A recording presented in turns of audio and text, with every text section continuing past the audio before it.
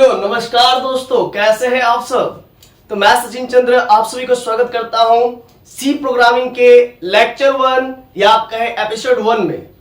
तो प्यारे साथियों, मैं आपको बता दूं सी प्रोग्रामिंग का जो है कि ये पहला लेक्चर होने जा रहा है। इसमें मैं आपको सीधा क्वेश्चंस कराऊंगा जैसा आपके एग्जाम पॉइंट ऑफ व्यू से इंपॉर्टेंट है।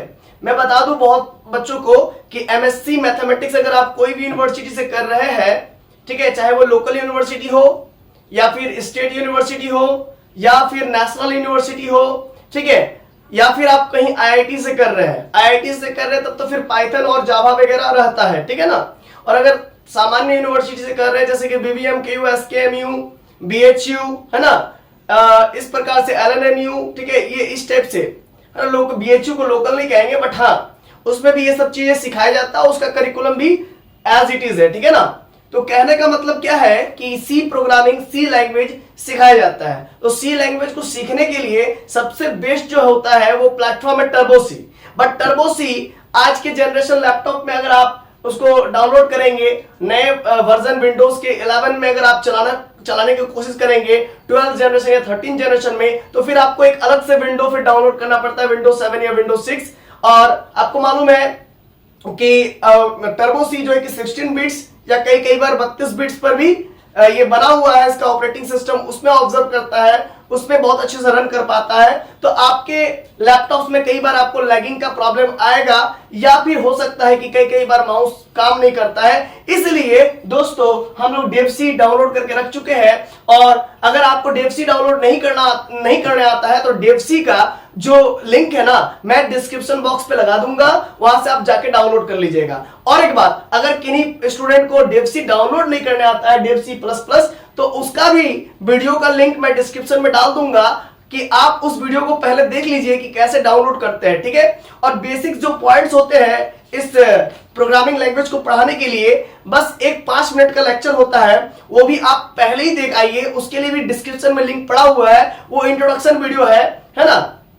तो उसमें हेडर फाइल क्या होता है, इंक्लूड सेक्शन क्या है, फिर math.h क्या है, stdio.h क्या है, conio.h क्या है, printf क्या काम करता है, scanf क्या काम करता है, ठीक है ना, डेटा टाइप्स कितने प्रकार के होते हैं, वो सभी के सभी जो है कि उसमें बहुत अच्छे से डिटेल डील किया हुआ है। तो प्यारे सहपाठियों, प्यारे दोस्तों, प्यारे मित्रों, आज हम लोग स्टार्ट करने जा रहे हैं सी प्रोग्रामिंग का लेक्चर नंबर 1, ठीक है। अगर आप बीबीएम क्यू से है, एसकेएमयू से, बीबीयू से है, तो आपके लिए ये लेक्चर वीडियो आप ही के लिए है, ठीक है ना। हाँ तो प्यारे दोस्तों ध्यान दीजिएगा, हाँ तो यहां पर ध्यान दीजिएगा। अभी मैं टोटल काम जो है कि इसी बोर्ड पे करूंगा और इस पे कीबोर्ड भी खुल जाता है। आप जो है कि अपने लैपटॉप पे कीबोर्ड एक्सटर्नल लगा लीजिए तो ज्यादा बेस्ट होगा, क्योंकि लैपटॉप के कीबोर्ड थोड़े से नाजुक होते हैं, नाजुक कली की तरह होते हैं, तो उसको बचा के रखिए, समझे। चलिए तो डेवसी को हम यहां पर ओपन करते हैं स्टूडेंट्स, ठीक है। और डेवसी को ओपन जैसे ही हो जाता है डेवसी, तो इस प्रकार का आपका जो है कि विंडो दिखता है, ठीक है। इसके बाद दोस्तों फाइल पे जाइएगा, सबसे पहले फाइल पे जाने पर न्यू पर क्लिक कीजिएगा। देखिए फिर से एक बार देख लीजिएगा, मैं स्टेप बाय स्टेप में बता रहा हूं, ध्यान दीजिएगा। सबसे पहले फाइल पे जाना है स्टूडेंट्स, फिर न्यू पे जाना है, फिर सोर्स फाइल पे जाके कंट्रोल+N शॉर्टकट कीबोर्ड के की से भी आप आ सकते हैं इस विंडो पे, नए विंडो पर, जहां पर आप कोडिंग लैंग्वेज लिखेंगे, ठीक है ना।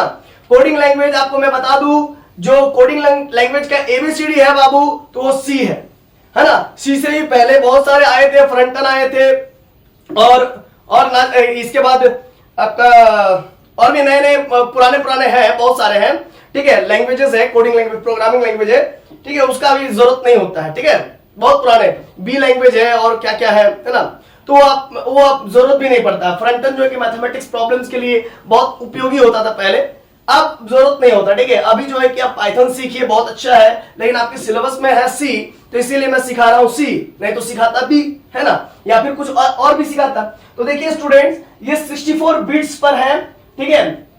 और इसका जो कंपाइलर है, कंपाइलर कहने का मतलब जैसे कि हम और आप बात कर रहे हैं, ठीक है। कोडिंग लैंग्वेज क्या है, प्रोग्रामिंग लैंग्वेज क्या है, पहले थोड़ा सा हम इसमें लेक्चर आपको दे देते हैं, समझा देते हैं, ठीक है। देखिए हम हिंदी लैंग्वेज में आपसे बात कर रहे हैं, कंप्यूटर हिंदी लैंग्वेज नहीं पूछता है, कंप्यूटर 0 और 1 समझता है, बाइनरी लैंग्वेज समझता है, समझ रहे हैं ना, इसी को कोडिंग लैंग्वेज कहते हैं। तो जो हम लोग यहाँ पर लिखेंगे हैशटैग वगैरह बहुत सारा कोडिंग यहाँ पर कोड करेंगे, उस कोड को पहले ये 0 और 1 में कन्वर्ट करेगा इसका कंपाइलर। इसके कंपाइलर का नाम है जीसीसी। कंपाइलर का मतलब एक तरह से आप कह सकते हैं ट्रांसलेटर। जैसे मोदी कोई देश में जाते हैं तो मोदी मान लीजिए कि चाइना गए, तो चाइना में जो है कि वहां के राष्ट्रपति को चाइनीज लैंग्वेज आता है, बट वहां के राष्ट्रपति को हिंदी लैंग्वेज नहीं आता। तो उस केस में वो जो बोलेंगे है ना, वहां पर एक ट्रांसलेटर उनके बीच में रहेगा, वो हिंदी भी जानता होगा और चाइनीज भी जानता होगा, तो दोनों को ट्रांसलेट करने में मदद करता है, दोनों के बात को आपस में समझाने बुझाने में मदद करता है। तो उसी प्रकार से जो जीसीसी है ना, जीसीसी इसका कंपाइलर है, ये दोनों के बीच में जो बात हो रही है, कंप्यूटर और इंसान के बीच में जो बात हो रही है, उन दोनों के बीच में मध्यस्थता स्थापित करता है, दोनों के बीच में समझाने की कोशिश करता है। क्लियर है कॉन्सेप्ट? इतना क्लियर है कि जीसीसी क्या है? अच्छा, इसके बाद अगर आप जाएंगे पाइथन वगैरह में तो वहां पर उसका जीसीसी अलग होता है, ठीक है ना, उसका जीसीसी आपका MinZW हो जाएगा, ठीक है ना।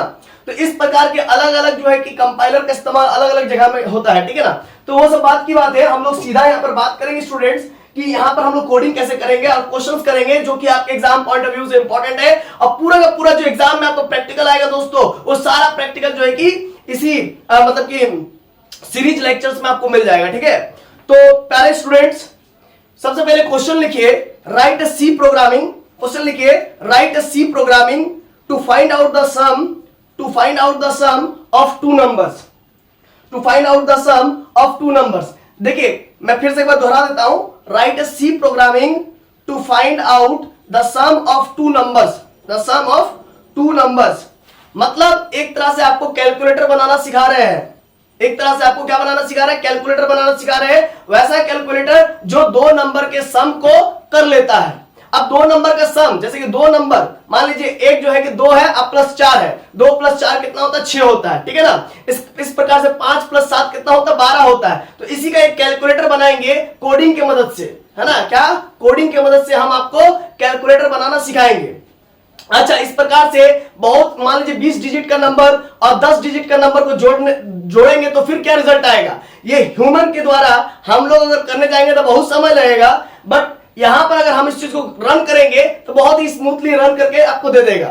और एक बात है, इसकी भी कुछ रेस्ट्रिक्शंस होती है। ये 19 डिजिट तक या 22 डिजिट तक ही काम कर पाता है। जैसे कि मैं आपको बता दूं कि अगर 32 बिट पर जाइएगा तो 32 बिट वाले सी प्रोग्रामिंग मतलब टर्बो सी पर काम करेंगे तो वहां पर शायद 12 डिजिट या 19 डिजिट का ही लिमिटेशन है कि दो 19 डिजिट के नंबर को ही ये सम कर पाएगा। समझ रहे हैं ना, ये लिमिटेशन है वो टर्बो सी में। बट यहां पर कुछ अलग होता है, यहां पर 22 या 28 से कुछ आप गूगल कर लेंगे, वहां पर आपको मिल जाएगा, ठीक है ना। तो या फिर यहां पर भी आप जब करके देखेंगे, 2 डिजिट को जोड़ेंगे, एंटर द टू नंबर्स करेंगे तो उस समय आप देखेंगे कि आप 4, 5 या 10 या 20 डिजिट तक को आप जोड़ पा रहे हैं, बट उसके अबव जा रहे हैं तो फिर ये फेल हो जाता है। तो उस केस में फिर सुपर कंप्यूटर और ये मेन फ्रेम कंप्यूटर का इस्तेमाल होता है। तो वो सब बात की बात है, ठीक है ना। अभी आप देखिए, हम लोग को तो उतना डिजिट नंबर का जरूरत होता नहीं है और ह्यूमंस को उतना डिजिट का नंबर का जरूरत नहीं होता, ठीक है ना, है ना। We are not Bill Gates समझ रहे कि नहीं समझ रहे? तो इसीलिए एक जो साधारण कैलकुलेटर जो हम लोग इस्तेमाल करते हैं रोजमर्रा की जिंदगी में, डेली लाइफ में, उसी कैलकुलेटर का कोडिंग वर्जन में क्या होगा उस चीज को हम लोग समझेंगे, ठीक है। कई बार क्या होता है कि ये HDMI से कनेक्टेड है लैपटॉप, ठीक है, तो इसको इस्तेमाल नहीं करेंगे तो ये बंद हो जाता है, ठीक है ना, अपने आप को बैटरी बचाने के लिए। इसका बैटरी बचता है लैपटॉप का। चलिए तो स्टार्ट करते हैं दोस्तों, है ना, स्टार्ट करते हैं। अच्छा, फिर से एक बार हम आप लोगों को बता देते हैं ताकि आप लोगों को क्लियर हो जाए। देखिए, डेवसी पे क्लिक करना है, जो आप डाउनलोड किए हैं उसको क्लिक करना है। इसके बाद फाइल सेक्शन पे आकर के फाइल पे क्लिक करना, न्यू पे क्लिक करके सोर्स फाइल या फिर Ctrl+N दबाना है दोस्तों, ठीक है। इसके बाद देखिए, इस पे क्लिक करेंगे तो यहाँ पर एक मेरा कीबोर्ड खुल जाता है। अब ध्यान दीजिएगा स्टूडेंट्स, यहाँ पर हम क्या लिखेंगे? हैशटैग। देखिए मेरे पास कोड लिखा हुआ है, सारा कोड लैंग्वेज लिखा हुआ है, तो मैं कोशिश ये करूंगा कि आपको कहीं गड़बड़ ना हो, ठीक है। तो इसीलिए मैं अपना नोट्स अपने साथ रखा हूं। हैशटैग, और ये सब आप लोग याद करेंगे ज्यादा बेस्ट होगा। इंक्लूड, INCLUDE, इंक्लूड लिख लिए स्टूडेंट्स। इंक्लूड लिखने के बाद आपको क्या लगाना होगा? एंगल ब्रैकेट, ठीक है ना। एंगल ब्रैकेट लगाने के लिए मेरे पास तो यहाँ पर कीबोर्ड है तो हम लगा दिए एंगल ब्रैकेट, ठीक है। और आप भी एंगल ब्रैकेट लगा देंगे। एंगल ब्रैकेट लगाने के बाद आप लिखेंगे क्या स्टूडेंट्स, एसटीडीओ, एसटीडीओ है ना, dot H, standard input and output का ये कोड है, ठीक है ना, एसटीडीओ डॉट एच, समझ गए, हैशटैग इंक्लूड एसटीडीओ डॉट एच। इसके बाद आप एंटर दबा देंगे, एंटर दबा देंगे तो नेक्स्ट लाइन में आ जाएंगे, ठीक है ना। और आप टर्बो सी में यही सब काम करेंगे तो यहाँ पर नंबरिंग, लाइन का नंबरिंग नहीं रहता है, रॉ इज नंबरिंग नहीं रहता, वो प्रॉब्लम कर जाता है, ठीक है, तो उसमें दिक्कत हो जाता है। फिर देखिए हैशटैग लिख करके स्टूडेंट्स आप लिखेंगे इंक्लूड, क्या लिखेंगे, इंक्लूड, इंक्लूड लिखने के बाद फिर से एंगल ब्रैकेट लगाएंगे, एंगल ब्रैकेट, ठीक है ना,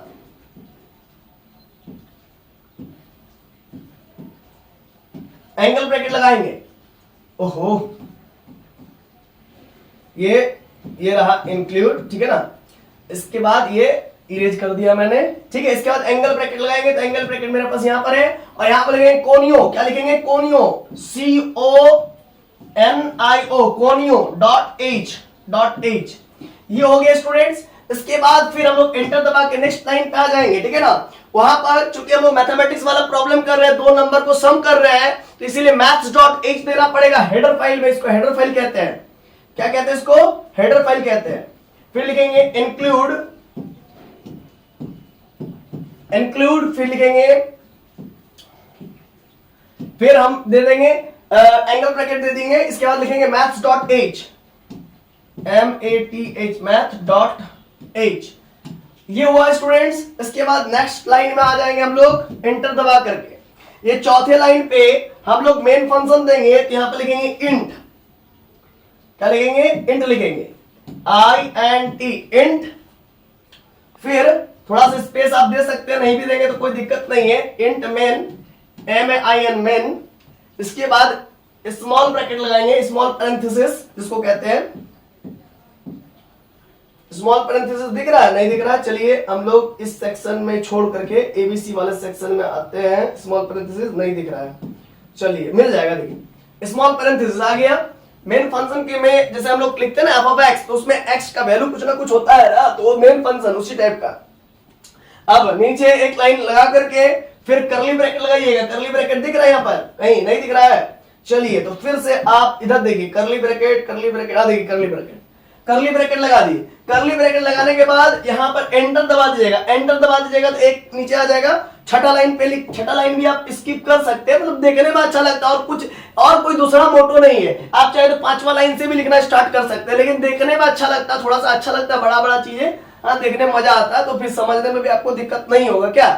तो ये छठा लाइन छोड़ के सातवां लाइन पे हम लोग लिख लेते हैं फ्लोट, FLOAT। अब फ्लोट क्यों लिखे, थोड़ा सा ये सब चीज हम बेसिक्स ऑलरेडी कवर कर चुके हैं, बट तो भी हम थ्रू द वीडियो, मतलब कि ड्यूरिंग द वीडियो ही हम बता देते हैं ये फ्लोट क्यों लगा रहे हैं। फ्लोट जो होता है ना, देखिए INT, इंट लगाते जब इन दो इंटीजर्स को जोड़ते, बट ये तो जरूरी नहीं कि आप हमेशा दो इंटीजर्स को जोड़ रहे होंगे, आप दो रियल नंबर को भी तो जोड़ रहे होंगे ना, 2.3 या 2.5 या 3.5 ऐसा कुछ, इसीलिए फ्लोट लगा रहे हैं, बात समझ रहे हैं ना। अच्छा, इंटीजर को जोड़ते तो क्या लिखते हैं, INT, इंट, और उसके बाद हम लोग क्या लिखते हैं, जैसे कि दो इंटीजर को जोड़ रहे हैं तो A, B उसके लिए वेरिएबल होगा और C उसका आउटपुट रिजल्ट होगा, बात समझ रहे हैं ना, कंपाइलिंग के बाद उसका आउटपुट रिजल्ट होगा C।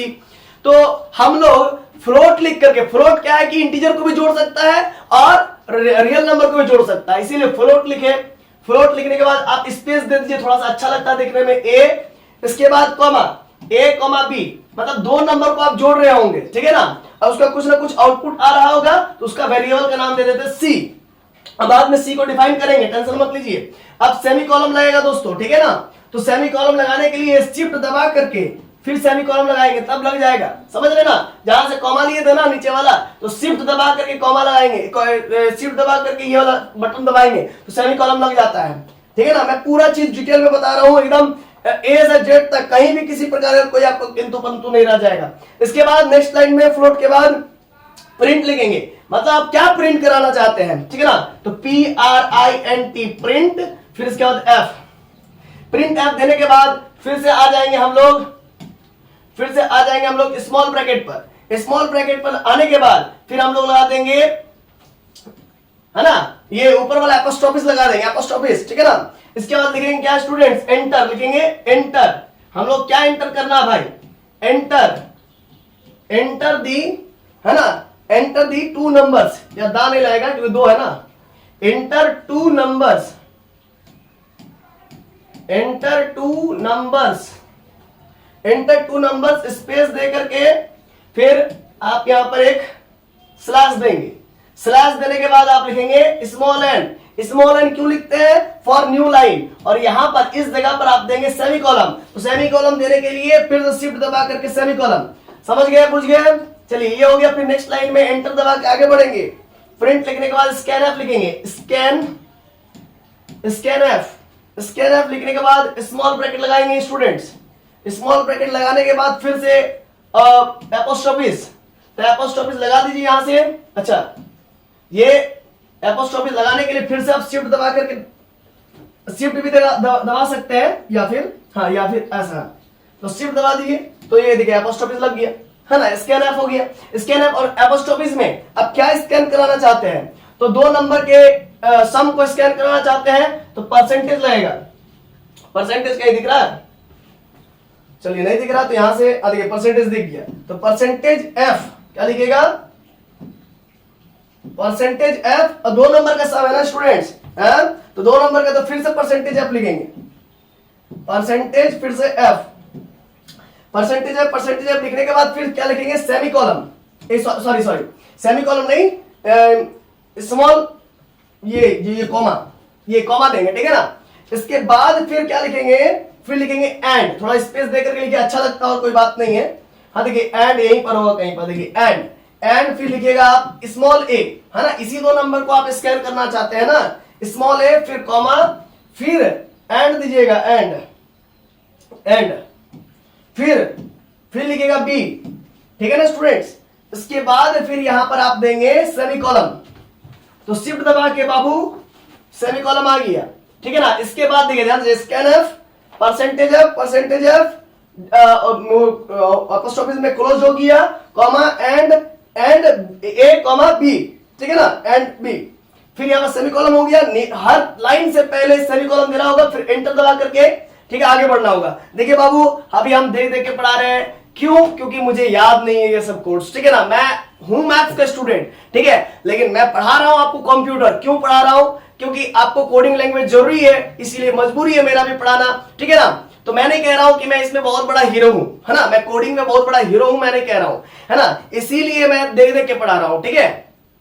हाँ ऑब्वियस सी बात है, अगर कोई देख के पढ़ा रहा है तो उसका कॉन्सेप्ट नहीं क्लियर हो सकता है, इतना अच्छा क्लियर नहीं, क्रिस्टल क्लियर नहीं है। बात समझ रहे हैं ना। हम हमेशा मैथ्स आपको बिना देखे पढ़ाया है, ये बात मानते हैं कि नहीं मानते हैं?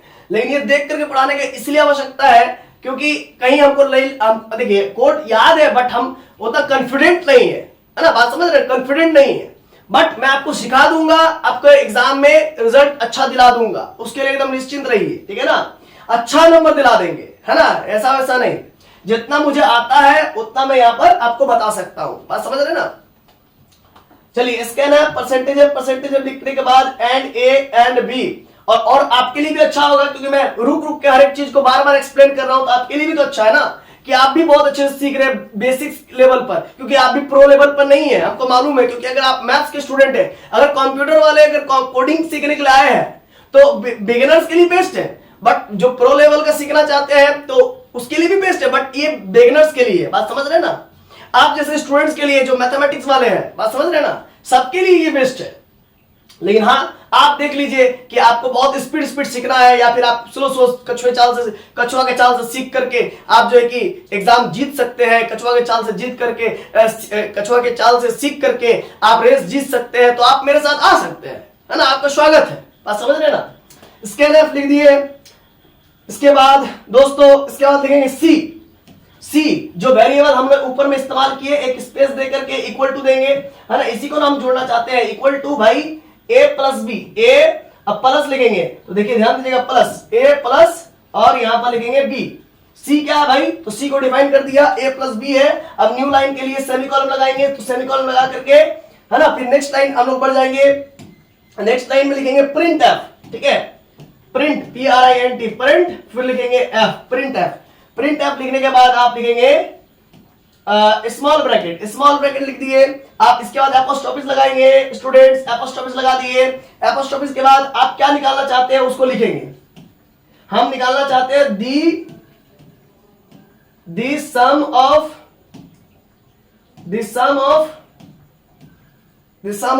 टू गिवन नंबर, सही ना निकालना चाहते हैं, the sum of two given numbers, the sum of two given numbers निकालना चाहते हैं इज परसेंटेज एफ। अब जो सम निकलेगा तो वो सी निकलेगा, 80 के लिए परसेंटेज एफ लगाया जा रहा है, तो ध्यान दीजिएगा परसेंटेज एफ, ठीक है। परसेंटेज एफ लिखने के बाद थोड़ा सा ये एपोस्ट्रोफिस के बाद आप एक स्मॉल ये आप कॉमा दे दीजिएगा, कॉमा देने के बाद आप लिखेंगे सी लिखने के बाद, चूंकि हम सी को ही स्कैन करना चाहते हैं, ठीक है ना, इसीलिए एक ही नंबर है सी, क्या है भाई ए प्लस बी, इसीलिए एक परसेंटेज एफ लगा। यहां पर आप दे सकते हैं 2 परसेंटेज एफ लगा, क्योंकि ए और बी को स्कैन करना है, ठीक है ना। अब यहां पर सेमी कॉलम लगाएंगे स्टूडेंट्स, तो यहां पर शिफ्ट दबा करके semi column for new line और एंटर दबा देंगे। नेक्स्ट लाइन में आ गए हम लोग। अब यहां पर लिखेंगे गेट, GETCH, बहुत तो इसको गेट CH भी पढ़ते हैं। गेट CH क्यों होता जानते हैं कि हम लोग इसका जो कंपाइलिंग करेंगे, जब पहले कंपाइलिंग पहले सेव होगा, सेव करने के बाद फाइल का नाम यहां पर चूज करेंगे, सेव एज कर लेंगे, फिर सेव कर लेंगे, ठीक है। अब इसके बाद फिर हम लोग कंपाइलिंग करेंगे, जब कंपाइलिंग करेंगे ना तो इसका जो रिजल्ट है ना वो 1 सेकंड या 24 सेकंड में, मतलब 0.24 सेकंड में आकर के वो चला जाएगा। इसीलिए उसको रोकने के लिए, उस विंडो को रोकने के लिए हम लोग गेट CH लगाते हैं, समझ गए, गेट CH। इसके बाद स्मॉल ब्रैकेट लगाने के बाद दोस्तों सेमीकोलन लगाएंगे, तो सेमीकोलन लगाने के लिए हम लोग यहां पर गए, यहां पर नहीं है, यहां पर है, यहां पर, यह देखिए शिफ्ट दबाएंगे, शिफ्ट दबाने के बाद सेमीकोलन दबा दिए। इसके बाद यह हमारा पूरा कोड तैयार हो गया, देख सकते हैं दोस्तों। अब इसका कोई काम नहीं, इसको हटा देते हैं। अब देखिए ये हमारा पूरा कोड तैयार हो गया है, एक बार हम चेक कर लेते हैं शुरू से। Hashtag include stereo.h, hashtag include choreo.h, hashtag include maths.h। आप सिर्फ hashtag include maths.h header file भी लेकर के चलेंगे तो आपका आंसर आ जाएगा, ठीक है ना। ये फिर आप 3 को क्यों लिखे, क्योंकि आप बिगिनर हो तो हर एक चीज सिखा दे रहे कि भाई ये हेडर फाइल का इस्तेमाल होता है, ठीक है ना। तो इंट मेन स्मॉल ब्रैकेट, फिर कर्ली ब्रैकेट, फिर डाल करके आगे बढ़े, फ्लोट ABC सेमीकोलन, फिर सेमीकोलन प्रिंट एफ एपोस्ट्रोफिस, ये ऊपर वाला जो सिंग निकला हुआ इसको एपोस्ट्रोफिस है ना। इसके बाद एंटर 2 नंबर्स, फिर ये स्लैश है ना for new line and apostrophes semicolon scanf है ना, फिर एपोस्ट्रोफिस परसेंटेज एफ, फिर कॉमा, फिर and A comma and B semicolon C equals to A plus B semicolon printf apostrophes the sum of two given numbers is percentage f apostrophes close comma C semicolon get CH, और इधर आपका ये आपका आ गया क्या नीचे वाला semicolon. इतना होने के बाद दोस्तों है ना इस फाइल को सेव करेंगे, तो फाइल को सेव करने के लिए देख लीजिए ये पूरा हो गया, पूरा काम हो गया।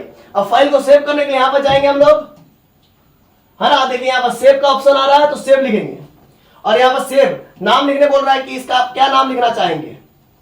भाई साहब हम नाम इसका लिख देते हैं, क्या इसका नाम लिख देते हैं, फाइल का नाम सचिन, ठीक है, सचिन। फाइल का नाम दे देते हैं 77.c। पहले भी मेरा फाइल बना हुआ है ना, तो वो कहेगा ऑलरेडी एग्जिस्ट, तो 9 10 11 तो हम ऑलरेडी बना चुके हैं, तो कहेगा ऑलरेडी एग्जिस्ट, इसीलिए सचिन 77.c लगा दिए, ठीक है। देखिए सचिन 77.c लगा दिए। अब इसको सेव कर लेंगे, सेव हो गया। सेव होने के बाद आपके फाइल में सेव हो जाएगा। जब फाइल में सेव हो जाएगा ना तो आप जो कोड किए है वो आपको मतलब कि बाद में भी काम आ जाएगा। फिर वर्ड में जाकर के उसको PDF फॉर्मेट में कन्वर्ट कीजिए या PPT फॉर्मेट में कन्वर्ट कीजिए, PPT में जाकर के पावर पॉइंट में, तो वो आपकी मर्जी, ठीक है। ये हो गया, सेव हो गया दोस्तों। अब हम लोग जाएंगे एग्जीक्यूट में। एग्जीक्यूट का मतलब होता है कंपाइलिंग करना और रन करना। तो सबसे पहले कंपाइल करेंगे, तो देख सकते हैं कंपाइलेशन हो गया है, और कंपाइलेशन रिजल्ट में कहता है कि एरर 0, मतलब हमने पूरा जो कोड लिखा वो एकदम परफेक्ट है, टिप टॉप है। इसके बाद एरर, कहीं यहां पर एरर है कोई लाइन में, 13 लाइन में कहीं कोई एरर है नहीं है बाबा, अगर होता तो लिख देता वार्निंग 0, मतलब कोई वार्निंग नहीं कर रहा है।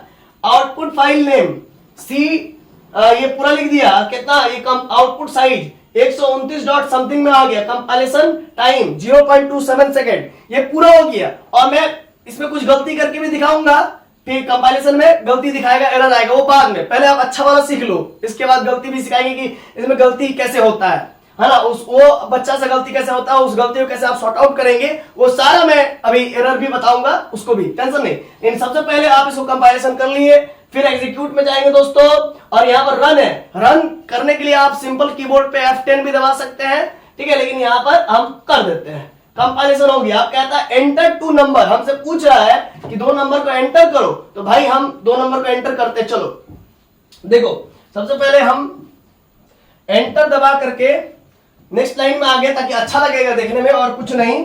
और थोड़ा आसान वाला ही हम लोग नंबर ले लेते, ताकि आपको भी समझने बुझने में आसानी हो। क्या, तो हम 4 ले लेते, 4, और एंटर दबा करके फिर नीचे आते हैं और लिख देते 5, और 4 + 5 9 होता, हम लोग जानते हैं। बस कैलकुलेटर काम कर रहा है कि नहीं, बस वो चीज चेक करना चाहते हैं, तो एंटर दबा देंगे। तो देखिए दोस्तों, आंसर आ गया 9.000। ठीक है, कंप्यूटर है भाई, तो ये उसमें देता है ना, तो 9.0000। ठीक है, तो ये सही सम किया हम लोगों ने एक कैलकुलेटर बना दिया। तो बोलो जय हिंद सबसे पहले, है ना। और father of the computer Charles Babbage को एक बार दिल से प्रणाम कर लो, ठीक है ना। ठीक, तो आपने एक कैलकुलेटर बना लिया है, 2 नंबर्स को जोड़ने वाला कैलकुलेटर बना लिया। इसी प्रकार से 2 नंबर को सब्ट्रैक्ट करने वाला भी कैलकुलेटर बनता है, 2 नंबर को गुना करने वाला भी कैलकुलेटर बनता है, इसी तरह से 2 नंबर को डिवाइड करने वाला भी कैलकुलेटर बनता है। तो क्या आपने कभी सोचा था कि हम लोगों ने बचपन से कैलकुलेटर का इस्तेमाल करते हुए आया है, तो वो कैलकुलेटर कैसे बना होगा? तो वो कैलकुलेटर इसी कोडिंग लैंग्वेज से बना हुआ होगा। बात समझ रहे ना, और फ्रंटन से बना, फ्रंटन से, क्योंकि पहला तो वही लैंग्वेज था ना कैलकुलेशन वगैरह करने के लिए। तो आई होप आपको बातें समझ में आ गई होगी बच्चे। तो अब इसको हम लोग हटाते हैं, और चलिए थोड़ा बड़ा बड़ा नंबर को कैलकुलेट करके देख लेते हैं। फिर एग्जीक्यूट में एक बार फाइल सेव हो गया तो कोई टेंशन नहीं, कंपाइल सिर्फ रन करना है, तो रन पे जाइए और 2 नंबर को यहां पर लिखिए। ठीक है, तो हम क्या करते हैं, 2 नंबर को लिखते हैं दोस्तों। चलिए अब हम लोग यहां पर लिखते हैं 123, है ना, अब 0.345, और फिर एंटर दबा करके नेक्स्ट लाइन पे लिखते हैं 345 पॉइंट और 5 4 से, ये जो भी यहां लिख दिया, और फिर एंटर दबा दी। देखिए आराम से जो कैलकुलेट करके दे दिए 468.801697। ठीक है, यहां पर भी आप चार्ल्स बेबेज को याद कर सकते हैं। ठीक है, अब आगे बढ़ जाइए। ठीक है, और सी प्रोग्रामिंग का जो करता धरता भाग्य विधाता है, वो स्टार्टिंग जो किया था रिचर्ड जेनिस ने किया था। ठीक है ना, मैं शायद भूल रहा हूं कि कब किया था वगैरह वगैरह। अच्छा ठीक है, मैं बता रहा हूं, टेंशन मत लीजिए, हर एक चीज मैं बताऊंगा। हालांकि पूरा नोट्स मेरे पास अवेलेबल है, ठीक है, टेंशन नहीं है। हाँ तो हाँ, रिचर्ड जेनिस ने 1972 में इस लैंग्वेज का आविष्कार किया था। ठीक है, तो रिचर्ड जेनिस को भी, या डेनिस रिचर्ड को भी आप दिल से याद कर सकते हैं। अच्छा, सबसे पहला प्रोग्राम 1960 में आया था एल्गोल। ये कम्युनिटी, इसको बनाया था, डेवलपर कौन था? कम्युनिटी, बहुत सारे मिलकर के बनाए थे। फिर आया था बीपीसीएल 1967 में, मार्टिन रिचार्ड ने बनाया था। फिर बी आया, बी लैंग्वेज 1970 में केन थॉमसन ने बनाया था, और सी लैंग्वेज आया 1972 में, डेनिस रिची ने बनाया था। ठीक है, ठीक है, तो यहां पर इंडियन का कोई नाम ही नहीं है। कहा भाई, इंडियन कंप्यूटर नहीं बनाता था क्या? अरे बनाता था, हम लोग बहुत आगे थे, लेकिन हम लोगों ने कभी चेष्टा ही नहीं किया, क्या ना, क्यों नहीं किया? अरे किया भी होगा तो इंडिया है, भारत है। भारत का मतलब होता है अगर आप कुछ अच्छा काम करेंगे ना, तो 10 गो आदमी आपका धर करके पांव खींचने में आगे रहेंगे। इस वजह से आगे नहीं है इंडिया, बात समझ रहे ना। और ये जो रट लगाया रहता है सबको कि भारत विश्व गुरु बनेगा, विश्व गुरु बनेगा, कैसे बनेगा विश्व गुरु? तो यहाँ पर तो एक दूसरे से लोग जलते हैं। थोड़ा सा आप आगे बढ़ जाइएगा तो लोग आपसे जलेंगे। ठीक है, वो टांग खींचने में आगे रहेंगे, समझे? यही प्रॉब्लम है हमारे देश की, समझ रहे कि नहीं समझ रहे? चलिए अब हम लोग इसमें कुछ गलती करके देखते हैं, और देखते हैं कि क्या हम लोग को बताता है एरर वगैरह। ठीक है, अब चलिए हम लोग गलती ये कर देते हैं, यहां पर सी हटा देते हैं। चलिए सी हटा दिए, सी हटा दिए। अब हम लोग एग्जीक्यूट करके देखते हैं। चलिए रन करते हैं। रन तो हो गया, बट हम लोग कंपाइलेशन करते हैं। चलिए कंपाइलेशन में ही पता चलेगा कि क्या गड़बड़ है। देखिए गड़बड़ बता दिया, गड़बड़ बता दिया कि बोल दिया भाई 7वां लाइन गड़बड़ है। ये फायदा है डेव सी में, डेव सी प्लस प्लस में ये फायदा है कि आपको गलती भी बताता है कि आपने कहां गलती किया है। लेकिन टर्बो सी में जाइएगा ना बाबा, आदम जमाने वाला एप्लीकेशन पे, तो बस वहीं दिक्कत हो जाएगा। वो तो दोबारा आपको बताएगा भी नहीं कि वो कहाँ गड़बड़ किया, वो बता देगा गड़बड़ किया है, लेकिन उसको एरर को सही करने के लिए नहीं बताएगा, और उतना ही शालीनता से नहीं बताएगा यहाँ पर क्रॉस कर दिया जाए 7वां नंबर पर ही गड़बड़ है, तो वहां पर इतना शालीनता से नहीं बताएगा कि 7वां नंबर गड़बड़ है, समझ रहे ना। यहाँ नीचे में लिख देगा कि कोची में गड़बड़ है, ठीक है ना। आप अच्छा से पढ़े होंगे तो आप आराम से सही कर लेंगे। कह दिया ना, first use in this function declare undeclared, यहाँ पर कैसा एरर आ गया, अनडिक्लेयर्ड एरर आ गया। अब अनडिक्लेयर्ड एरर आप जानते हैं तो आप ठीक करेंगे, नहीं जानते हो तो नहीं ठीक कर पाएंगे।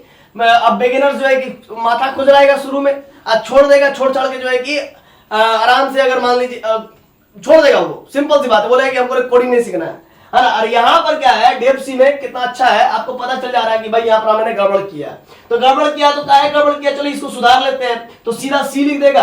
अब ये सही हो गया, अब इसको क्या करेगा, एग्जीक्यूट कर देगा।